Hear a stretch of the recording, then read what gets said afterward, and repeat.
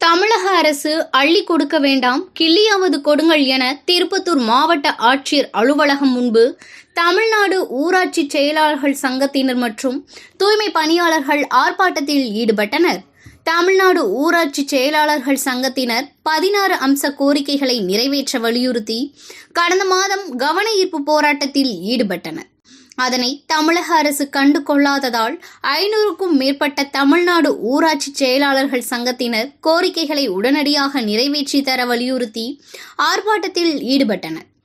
மேலும் தூய்மை காவலர்களின் மாதாந்திர ஊதியத்தை ரூபாய் 10,000 உயர்த்தி வழங்குதல், மேல்நிலை நீர்த்தேக்க தொட்டி நீக்குபவர்களின் பணிக்காலத்தினை கருத்தில் கொண்டு சிறப்பு காலம் வரை ஊதியம் ரூபாய் 15,000 வழங்கப்பட வேண்டும் என்பது உள்ளிட்ட 16 அம்ச கோரிக்கைகளை நிறைவேற்றி தர வலியுறுத்தி தமிழ்நாடு ஊரக வளர்ச்சித்துறை அனைத்து சங்கங்களின் கூட்டமைப்பு சார்பாக மாவட்ட ஆட்சியர் அலுவலகம் முன்பு போராட்டத்தில் ஈடுபட்டனர். வணக்கம், நான் ராஜமாணிக்கம், தமிழ்நாடு அனைத்து சங்க கூட்டமைப்பு ஒருங்கிணைப்பாளர் சார்பாக நான் இங்கே உங்களிடத்தில் பகிர்ந்து கொள்கின்றேன். இந்த ஆர்ப்பாட்டம் என்பது நம்முடைய திருச்சி மாநகரிலே அனைத்து சங்க கூட்டமைப்பு சார்பாக மிக சிறப்பாக 1,00,000 பணிகளை ஒன்று திரட்டி கோரிக்கை 16 அம்ச கோரிக்கை முன்வைத்து அந்த மாநாடு மிக சிறப்பாக நடைபெற்றது. அந்த மாநாட்டின் வாயிலாக 16 அம்ச கோரிக்கையில் வடிவமைக்கப்பட்டது. 16 அம்ச கோரிக்கையை நிறைவேற்றுவதற்காக 3 கட்ட போராட்டங்களாக தமிழகம் முழுமைக்கும் இந்த போராட்டம் முதல் கட்டம் போராட்டம் மிக சிறப்பாக அந்தந்த தலைநகர் ஆர்ப்பாட்டத்தில் நடைபெற்றது. அந்த ஆர்ப்பாட்டத்தின் அடுத்த கட்டம் அரசாங்கம் எந்தவித செவிசாய்க்காத காரணத்தினால் அடுத்தபடியாக இன்று 2ஆம் கட்டம் போராட்டம் மீண்டும் அனைத்து தலைநகரங்களும் நடைபெற்று வருகிறது. மிக எழுச்சியோடு நடைபெற்று வருகிறது. இந்த எழுச்சிமிகு இந்த ஆர்ப்பாட்டத்தில் திருப்பத்தூரிலும் மிக சிறப்பாக நான் நடத்தி வருகின்றோம். கிட்டத்தட்ட 1000த்திற்கும் மேற்பட்ட பணியாளர்கள் கலந்து கொண்டு இந்த போராட்டத்தில் மிக எழுச்சியோடு இந்த போராட்டத்தை நாங்கள் நடத்தி வருகின்றோம்.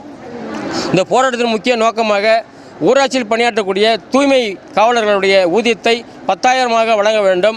அதேபோன்று தூய்மை பணியாளர்கள் செய்யக்கூடிய அந்த பணி ஊதியத்தை சிறப்பு காலமுறை ஊதியத்தில் எடுத்துவிட வேண்டும். மேல்நீர் தேக்க தொட்டி இயக்குபவர்கள் கிட்டத்தட்ட 40 ஆண்டு காலமாக மிக அத்துக்கூலியில் பணியாற்றி வருகிறார்கள். அவர்களுக்கு 15,000 ஊதியமும் வழங்கப்பட வேண்டும். அதேபோன்று ஊராட்சி செயலாளர்கள் மிக கிட்டத்தட்ட அவர்களுக்கு காலமுறை ஊதியம் வழங்கப்பட்டு செயல்பட்டு வருகின்றோம். அந்த பதிவுரை எழுத்திற்கு வழங்கப்பட வேண்டிய அத்தனை ஊதியம் நாங்கள் பெறுகின்றோம். ஆனால் அத்தனை சலுகைகளும் நமக்கு பெறாத காரணத்தினால் எங்களுக்கு ஓய்வூதியம் திட்டத்தில் இணைந்திட வேண்டும் என்பதற்காக நாங்கள் அரசாங்கத்திடம் கோரிக்கை வைத்திருக்கின்றோம். அதே போன்று கணினி உதவியாளர்கள் ஊதியத்தை உயர்த்திட வேண்டும், அவர்களை நிரந்தரப்படுத்த வேண்டும். இதில் மிகவும் ஒரு கேவலமான விஷயம் என்னவென்றால், மக்கள் நல பணியாளர்களை இந்த அரசாங்கமானது